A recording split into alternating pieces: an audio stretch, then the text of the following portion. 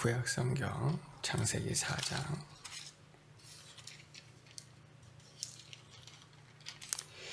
9절에서 26절까지인데 먼저 9절에서 15절을 같이 읽겠습니다. 9절에서 15절 말씀 같이 읽겠습니다. 여호와께서 가인에게 이르시되 내 아우 아벨이 어디에 있느냐? 그가 이르되 내가 알지 못하나이다. 내가 내 아우를 지키는 자니이까. 이르시되 내가 무엇을 하였느냐? 내 아우의 핏소리가 땅에서부터 내게 오서 하느니라. 땅이 그 입을 벌려 내 손에서부터 내 아우의 피를 받았은즉 내가 땅에서 저주를 받으리니 내가 밭을 갈아도 땅이 다시는 그 효력을 내게 주지 아니할 것이요 너는 땅에서 피하여 유리하는 자가 되리라. 가인이 여호와께 아뢰되 내 벌이 지기가 너무 무거우니이다.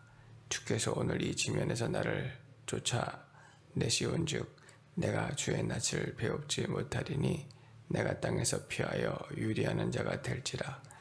무릇 나를 만나는 자마다 나를 죽이겠나이다. 여호와께서 그에게 이르시되 그렇지 아니하다. 가인을 죽이는 자는 벌을 7배나 받으리라 하시고 가인에게 표를 주사 그를 만나는 모든 사람에게서 죽임을 면하게 하시니라. 아멘. 오늘 창세기 4장 9절에서 26절 전체의 말씀은 제목을 또 다른 아들 셋을 주신 하나님이라고 하는 제목으로 함께 상고하고자 합니다. 먼저 첫 번째로 9절로 15절 말씀에 회개하지 않는 가인에 대한 말씀입니다.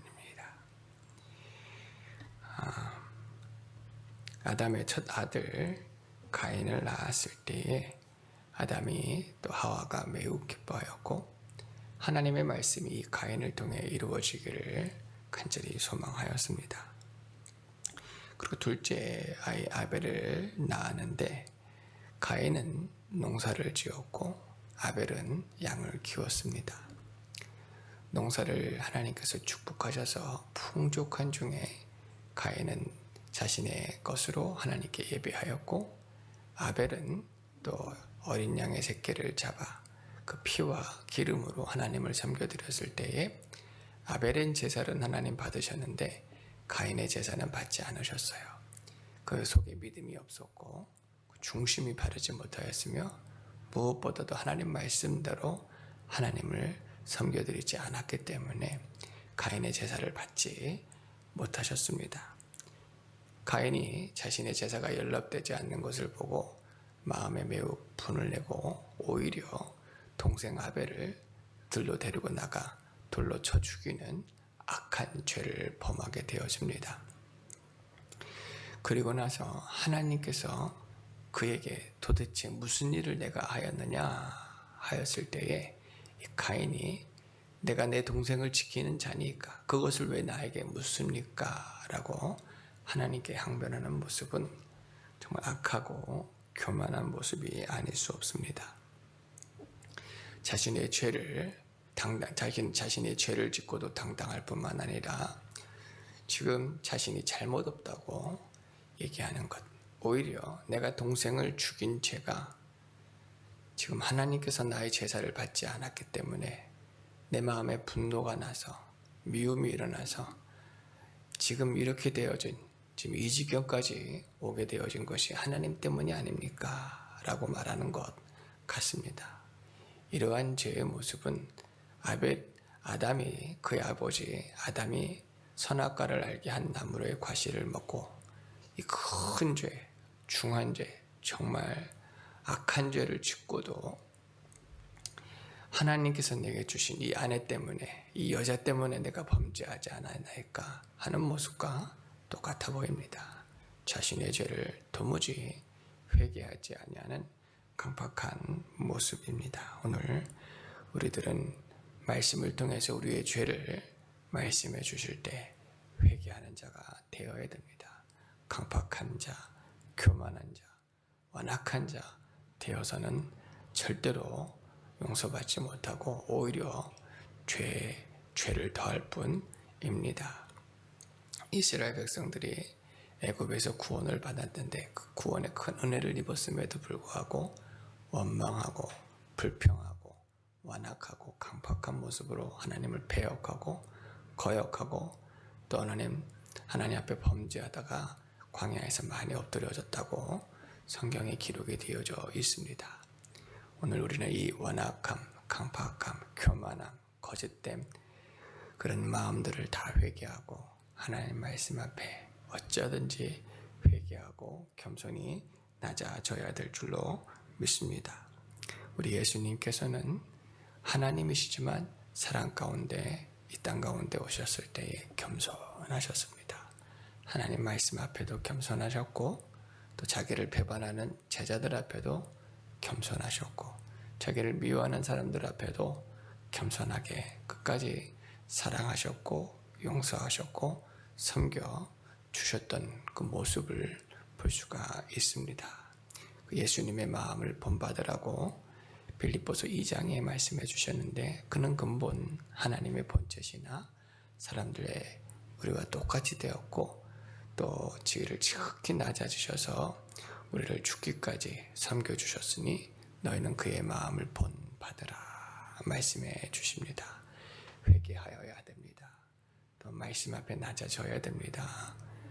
내가 생각이 옳든 안 옳든 내 마음이 좋든 안 좋든 말씀 앞에 더 낮아져서 순종하는 자, 또 용서하는 자, 주의 말씀을 따르는 자 되어질 때에 하나님께서 그 심령을 공고해 주실 줄로 믿습니다. 범죄 타락한 이 가인에게 하나님께서 징벌을 내리셨습니다. 가인이 이전에는 자기가 열심히 일해서 또 일을 잘하여서 곡식이 난 줄로 생각했습니다. 하지만 범죄한 이후에 더 이상 그에게 곡식이 자라나지 않았고 열매를 맺을 수가 없었으며 땅이 그에게 좋은 것을 주지 않았습니다. 깨달아야 됩니다. 내 힘으로 되는 것이 아니었구나. 내가 아니었구나. 그러나 가인은 회개하지 않았습니다. 가인에게 이렇게 땅이 곡식을 주지 않았을 뿐만 아니라 이제 유리하는 자가 되어지고 도망하는 자가 되어졌는데 혹이라도 자기를 만나는 자들이 죽일까 자신도 죽일까 걱정할 때 하나님께서 그에게 표식을 주셔서 누구누구를 해치지 못하도록 또 은혜를 베풀어 주셨습니다. 그래야만 가인이 주께로 돌아와야 합니다. 하나님께 회개하며 나아가야 됩니다. 주님의 보호를 구해야 합니다. 그리고 땅이 곡식을 내지 아니하였을 때 하나님 제가 잘못했습니다. 이제는 전에는 내가 한 줄 알았더니 주님께서 도와주지 않으시면 내가 할 수 없는 죄인입니다. 회개하면서 자신의 죄를 인정하고 회개하면서 주님의 도움을 구해야 될 것인데 땅에 곡식을 내지 않자 이 악한 가인과 그의 후손들이 행한 일들은 오히려 남의 것을 빼앗고 훔치고 또 죽이는 일들을 더 서슴지 않고 그렇게 살았던 것을 그 다음 말씀에 기록이 되어져 있습니다. 우리 16절에서 24절 말씀 같이 읽어보도록 하겠습니다. 16절에서 24절 가인이 여호와 앞을 떠나서 에덴 동쪽 놋 땅에 거주하더니 아내와 동침함에 그가 임신하여 에녹을 낳은지라. 가인이 성을 쌓고 그의 아들의 이름으로 성을 이름하여 에녹이라 하니라. 에녹이 이랏을 낳고 이랏은 무후야엘을 낳고 무후야엘은 무두사엘을 낳고 무두사엘은 라멕을 낳았더라. 라멕이 두 아내를 맞이하였으니 하나의 이름은 아다요 하나의 이름은 실라였더라. 아다는 야발을 낳았으니 그는 장막에 거주하며 가축을 치는 자의 조상이 되었고 그의 아우의 이름은 유발이니 그는 수금과 퉁수를 잡는 모든 자의 조상이 되었으며 실라는 두발가엘을 낳았으니 그는 구리와 쇠로 여러 가지 기구를 만드는 자요 두발가인의 누이는 라마였더라. 라멕이 아내들에게 이르되 아다와 실라여 내 목소리를 들으라. 라멕의 아내들이여 내 말을 들으라. 나의 상처로 말미암아 내가 사람을 죽였고 나의 상함으로 말미암아 소년을 죽였도다. 가인을 위하여는 벌이 7배일진데 라멕을 위하여는 벌이 77배이로다 하였더라. 아멘. 에덴 동산에서 쫓겨나 이제 동쪽 롯 땅에 거주하였다. 그리고 그곳에 성을 지었다. 아들의 이름으로 성을 지었다 하였는데, 성을 지은 이유가 자신들이 보호받기 위함입니다. 우리의 참 보호는 하나님이십니다. 하나님의 말씀 안에 거하고 주님 안에 거하면 악한 자가 손대어지지 못할 것인데, 성을 지은 이유 자체가 하나님으로부터, 사람으로부터 자신을 가두는 일과 똑같습니다. 자신을 지키는 것처럼 보이지만 결코 회개하지 않으면 마지막 때에 아무리 큰 성을 지은든 하나님의 심판을 면할 수가 없습니다. 세상에 아무리 좋은 집을 짓고 좋은 성을 만들고 하더라도 하나님의 보호와 도움을 받지 못하면 다 무너질 것이고 참 평안 안식을 얻을 수가 없지만, 이 범죄 타락한 가인의 후손들은 지혜가 어두워져서 또 교만하고 강팍하여 회개치는 않고 오히려 성을 쌓아 그 성으로 하여금 자신들이 보호를 받고자 하는 어리석음을 볼 수가 있습니다. 그의 후손들의 이름들이 나오는데 그 중에 라멕이 나오고 그 이후에 또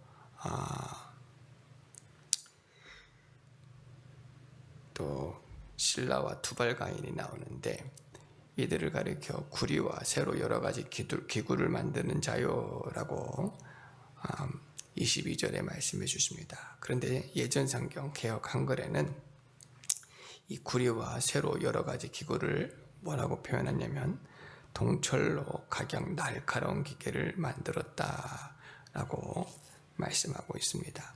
그 라멕은 또 사람을 죽이는 자가 되어져서 가인을 위해서는 벌이 7배일진데 자신을 위해서는 77배 받을 것이다 라고 말을 합니다. 이 라멕에 대해서 또 좋게 역사적으로 다른 역사서에서도 좋게 말하지 않고 매우 전쟁을 좋아하는 자로 표현을 하게 되어집니다. 즉 가인의 후손들은 사람을 죽이는 자, 또 사람들의 물건들을 빼앗는 자, 훔치는 자, 서로 다투고 싸우는 자들이 되었는데, 그 이유가 가인이 땅을 농사를 지었을 때에 그때는 처음에는 풍족하였습니다. 하나님의 은혜로 농사가 잘 되었는데 땅이 더 이상 그에게 좋은 것을 내지 않자 이들이 회개는 하지 아니하고 서로 다투고 싸우고 빼앗고 훔치고 사람을 죽이는 자들이 되었고, 이를 위해서 무기를 만들고 그리고 그것으로 또 전쟁을 일삼는 자들이 되었던 것을 볼 수가 있습니다. 너무나도 악하고 교만하고 강박한 그런 모습을 오늘 우리들은 또 이런 모습 속에서, 이 말씀 속에서 우리 자신의 모습을 찾아 회개해야 됩니다. 하나님 말씀대로 순종하지 않을 때 하나님 권고해 주십니다.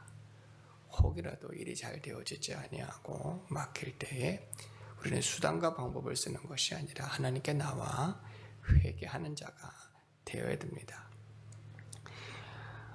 그리고 자신을 돌아보는 자가 되어야 될 줄로 믿습니다. 오히려 더 강팍한 자가 되어서 남의 것을 빼앗고 훔치고 상해주고 미워하고 다투고 싸우는 일들은 하나님의 영광을 가리울 뿐입니다. 이런 죄들을 찾아서 우리 회개하여야 할 줄로 믿습니다. 또 자격이 없지만 또 두렵지만 예수님 보혈 공로 의지할 때에 주님께서 또 씻어주시고 맑혀주시고 구원해 주실 줄로 믿습니다. 가인을 향해서는 하나님께서 표식을 주셔서 그를 해치지 못하도록 하나님께서 은혜를 더하여 주셨습니다. 그러면 또 하나님께 나와야 되는데, 라멕이라고 하는 자는 하나님께서 주시지도 않았는데 스스로가 두려워서 자신을 벌하면, 자신을 죽이면 벌을 77배 받을 것이라고 떠들어댑니다. 그러나 그것은 하나님의 약속의 말씀이 아닙니다. 이는 스스로가 자신을 보호하려고 하지만 하나님의 회개하지 않으면 결국 더욱더 무서운 심판이 그에게 임하여 질 수밖에 없습니다. 우리 마지막으로 25절에서 26절까지도 함께 읽어보겠습니다. 아담이 다시 자기 아내와 동침함에 그가 아들을 낳아 그의 이름을 셋이라 하였으니 이는 하나님이 내게 가인이 죽인 아벨 대신에 다른 씨를 주셨다 함이며 셋도 아들을 낳고 그의 이름을 에노스라 하였으며 그때의 사람들이 비로소 여호와의 이름을 불렀더라. 아담이 가인이 동생 아벨을 죽이고 멀리 도망했을 때에 정말 회개 많이 하였을 것입니다. 말씀을 묵상하면 동생 아벨을 쳐 죽인 가인의 죄가 큰 것 같지만 실상은 선악을 알게 하는 나무의 가시를 먹은 아담의 죄하고는 비교할 수가 없습니다. 아담은 어쩌면 하나님의 등에 칼을 꽂은 그런 악한 자입니다. 도무지 용서받지 못할 그런 죄입니다.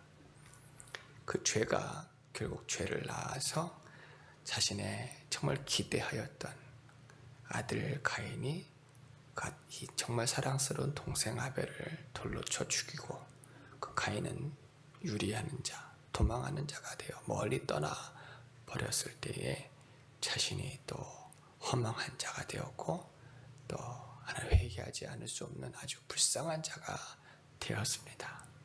그러할 때 하나님께서 또 셋이라고 하는 세 번째 아들을 주셨습니다. 은혜를 베풀어 주시는 것입니다. 도무지 소망이 없고 자격이 없고 할 수 없는 죄인이지만 그럼에도 이 셋을 통해서 하나님의 말씀이 이루어질 수 있도록 하나님의 은혜를 베풀어 주시는 것을 볼 수가 있습니다.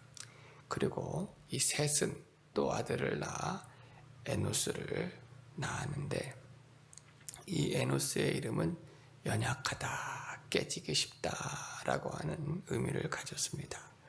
왜 이름을 에노스라 하였을까? 셋이라고 하는 이름은 대신하다라고 하는 뜻으로 하나님께서 또 이렇게 은혜를 베풀어 주셨음을 감사하였는데 에노스는 왜 연약하다, 깨지기 쉽다라고 하는 의미를 가졌을까 생각해 보면 태어날 때부터 연약한 자로 태어났거나 병이 들었거나 아니면 자신들의 믿음이 연약한 것을 또 말씀하고 있는지도 모르겠습니다. 그러나 창세기 5장 11절에 에노스는 905세까지 장수하며 지냈던 것을 볼 수가 있습니다. 오늘 우리에게 주어지는 상황들이 힘들고 어렵고 때로는 낭망되어지고 낙심되어지고 자신에게 실망하거나 사람들에게 실망하거나 환경에 실망하여서 넘어지기 쉬운 그런 일들이 많이 있습니다. 그러함에도 예수님 믿는 믿음 위에 우리는 견고히 서야 될 줄로 믿습니다. 하나님의 언약의 말씀을 붙들고 견고히 서 나가야 될 줄로 믿습니다. 우리 예수님 다시 오십니다. 다시 오시는 그날에 우리는 자격이 없지만 예수님의 보혈공로 의지해서 신령한 몸으로 변화부활하여서 영광 중에 주 앞에 설 것이고 영원한 주님의 나라에 이르게 되어질 것을 믿음으로 바라보고 소망하며 나아가야 될 줄로 믿습니다.